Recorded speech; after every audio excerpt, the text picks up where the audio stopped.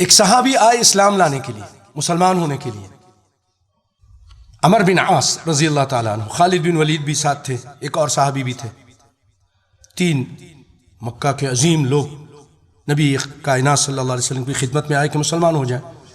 تو عمر بن عاص نے کہا، رسول اللہ صلی اللہ علیہ وسلم نے ان سے کہا کہ آپ ہاتھ بڑھائیے۔ آپ نے ہاتھ بڑھایا بیعت کرنے کے لیے، مرد بیعت کرتے تھے ہاتھ پہ ہاتھ رکھ کر۔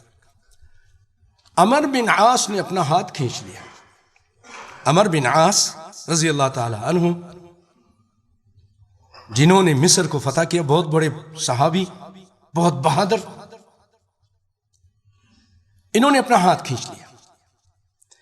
آپ صلی اللہ علیہ وسلم نے فرمایا، عمر کیا بات ہے، کیوں ہاتھ کھینچ لیا؟ مسلمان ہونے کے لیے آئے ہو مکہ سے اور اب یہ ہاتھ اپنا پیچھے کرتے ہو؟ کہا، اشترط یا رسول اللہ، اے اللہ کے رسول، میں شرط لگانا چاہتا ہوں، میں شرط لگانا چاہتا ہوں۔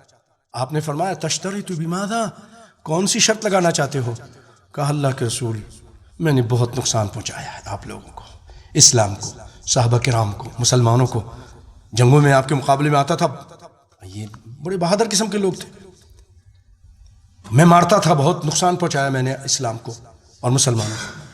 تو اللہ سے یہی دعا کیجئے، یا میری یہ شرط ہے کہ اللہ میرے گناہوں کو، پچھلے گناہوں کو معاف کر دے گا، میرے پچھلے گناہ معاف ہو جائیں گے جو میں نے ظلم زیادتی کی ہے اور بھی جو گناہ کیے ہیں۔ آپ نے فرمایا، اما علمت یا عمر، اے عمر تم کو یہ نہیں معلوم، ان الاسلام یہدم ما کان قبلہ، ایک شخص بہت بڑا پاپی ہے، بہت بڑا گناہ گار ہے، بہت بدکاریاں اور ظلم زیادتی کی، کافر تھا، یہودی تھا، ہندو تھا، اب مسلمان ہوتا ہے، کلمہ پڑھتا ہے، اس کے سارے پچھلے سارے گناہ معاف۔ اللہ اکبر۔ یہدم ما کان قبلہ، ڈھا دیتا ہے یہ اسلام اس کے پچھلے گناہوں کو۔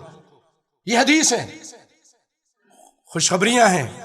پھر فرمایا، والہجرۃ تہدم ما کان قبلہ، ہجرت کی وجہ سے بھی اگر وہ کافر ملک سے اسلامی ملک کی طرف، اور خاص طور پہ نبی صلی اللہ علیہ وسلم کے زمانے میں مکہ سے جو ہجرت کرتے تھے مدینہ کی طرف، ان کے پچھلے سارے گناہ بھی معاف۔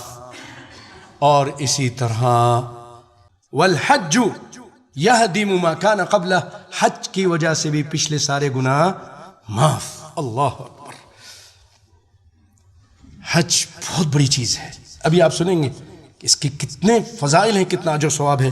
ایک تو یہ آپ نے یہ سنا، اور اس کے بارے میں آپ صلی اللہ علیہ وسلم فرماتے ہیں کہ یہ شخص کیسے لوٹتا ہے حج کے بعد، من حج للہ، جس نے اللہ کے لیے حج کیا، فلم یرفث، اس نے جماع کی بات نہیں کی، ولم یفسق، فسق و فجور نہیں کیا، رجع کیوم ولدتہ امہ، ایسے لوٹتا ہے جیسا کہ اس کے ماں نے آج ہی اس کو جنا ہے۔